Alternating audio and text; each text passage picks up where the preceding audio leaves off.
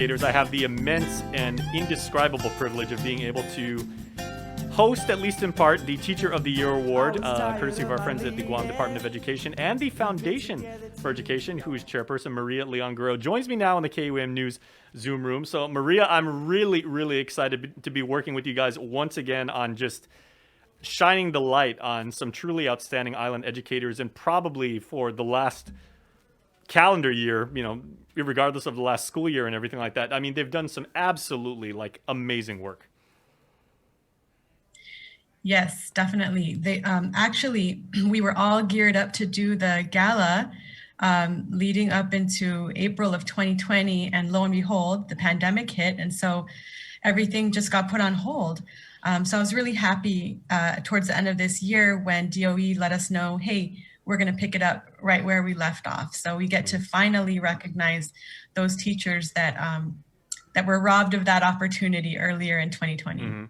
Now, as long as I've known you, I know you've always been a big advocate for education and, for celebrating teachers, because in a lot of ways, I mean, it can be sometimes a thankless profession. And, a lot of teachers, they pay out of pocket for, the materials in their classrooms and, a lot of the supplementary software even that they have to provide and everything like that. So what does it mean to you to actually be able to put a production like this and the whole ecosystem of selecting the finalists and doing these profiles on them and everything like that, and then having this big formal presentation where we can say we appreciate you, we love you, what you're doing is a valuable service to our island community?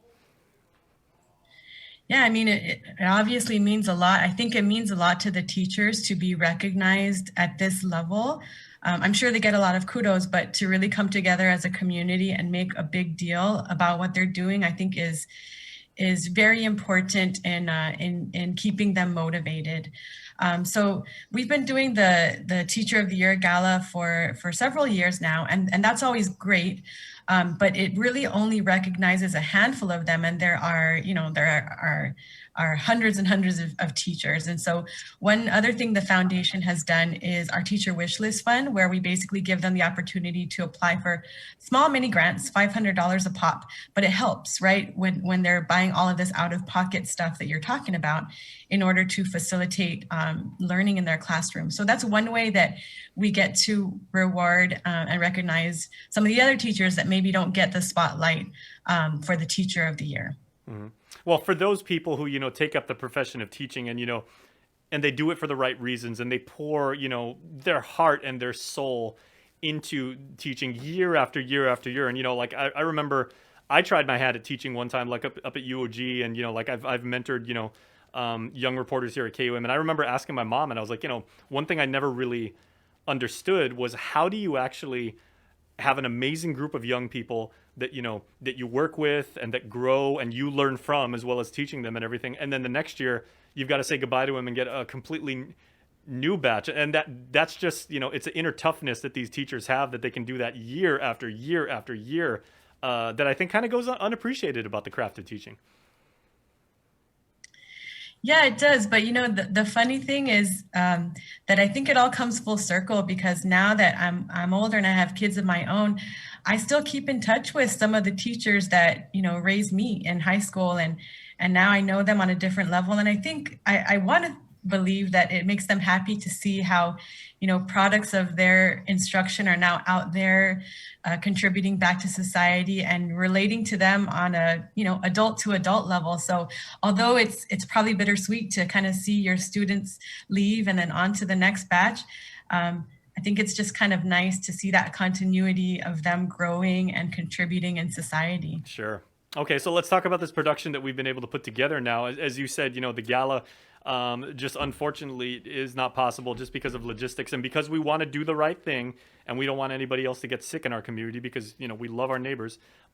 We've been collaborating, our organization and yours, on putting together a very distinguished program, and to make sure that that the teachers are given their very due credit and everything like that. So it's going to happen on Sunday, 6:30. I'm really, really excited to be working with you and everything like that. So maybe if you can give us a little sneak peek of what people are going to be able to see. Yeah, so I think the best part of what was previously the gala, and I'm pretty sure what we're going to see on Sunday is really those profiles that KUAM worked to put together for each of the finalists. And I think that's kind of the meat and potatoes of the program. But we also have a lot of other kind of fun content that we've put together. And we were able to secure some really great sponsors to kind of help us with this effort, and also to help us kickstart the next batch of teacher wish list funds. So I do want to thank them. You already mentioned the presenting sponsors, Bank of Guam, Cars Plus, and KUAM Care Force, but we did have a few others. If I could just mention them quickly. Absolutely. So we have ASC Trust as a gold sponsor, and then we also have Calvo Select Care, PNE, Pacific Daily News, and Asia Pacific Investment Services that came on as silver sponsors. And we also would like to thank Charlie Hermosa and Guam Gift Baskets as well for their contribution. So, we're really looking forward to the program and to recognizing all these amazing teachers. Can't wait. I think it's just so perfect and apropos how the sponsors who have very generously, jumped on board this project. I mean, each of those organizations you give, we know in the business community, they've always had a real passion for mentoring and for, imparting knowledge. And, your company, the bank, you guys always have made it a point to hire young local talent and make sure to bring them up and rise through the ranks. Absolutely. Maria, I mean, have you ever considered? We're all about. I'm sorry. Go ahead. I was gonna say, have you ever considered teaching yourself? I mean, it's funny, like the career paths, like we all take. We wind up doing what we do. But have you ever maybe considered? It's like, I think I would want to try teaching. I tried it. I realized how unbelievably difficult it was, and if I ever want to go down that route, I've got a lot of work to do. But I actually think you would make a fine teacher. Well, thank you, Jason. Funny you should mention that, because just the other day I agreed to do like a smart about money session for my son's preschool. These kids are like, between 3 and 5 years old. And at first I was like, oh, that'll be no big deal. That'll be fun. But as I was creeping up to the date, I was like, no, I have to do a real lesson plan. I want the kids to have fun. And it does take a lot of, advanced planning and thinking through to make sure that it's going to be successful. Otherwise, you just have a bunch of kids looking at you like, what the heck is she talking about?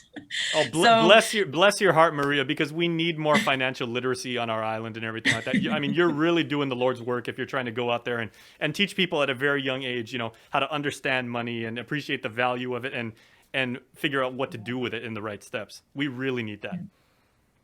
Yeah, well, you know what? I learned that teaching is not an easy job, and it just makes you appreciate the people that are really, really doing it in an amazing way. Mm-hmm.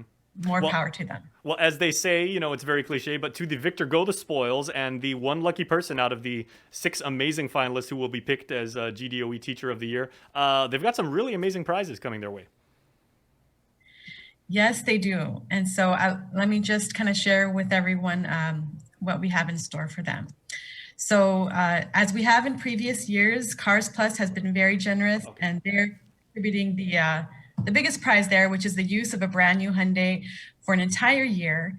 And that comes with the auto insurance, and also the auto insurance from Calvo Select Care, and also Calvo's insurance. And it's a Hyundai Venue, right? That's a sweet ride. Yes, a Hyundai Venue. And also it comes with 60,000 Pacific points from IP&E Shell, which is worth $1,200, and it could be used on fuel or any of the mini mart items that they have at any Shell Guam location.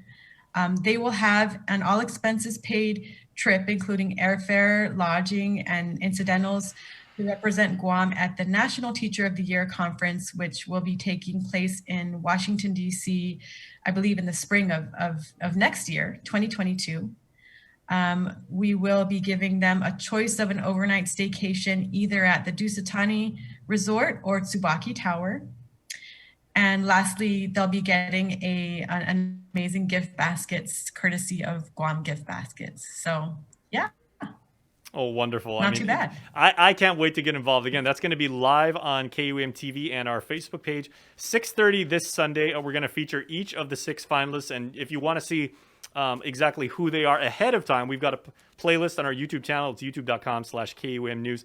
Look for the Teacher of the Year playlist. Maria, it's always an honor to work with you on such worthwhile projects, especially this one, because I've always just felt, I can honor my parents, by doing something for education. And Yes, the honor is mine. Thank you, Jason. I ah, appreciate it. a true pro. So Maria, I'll see you on Sunday. See you. Take care. All right, bye bye. That's good stuff. Okay, we have another.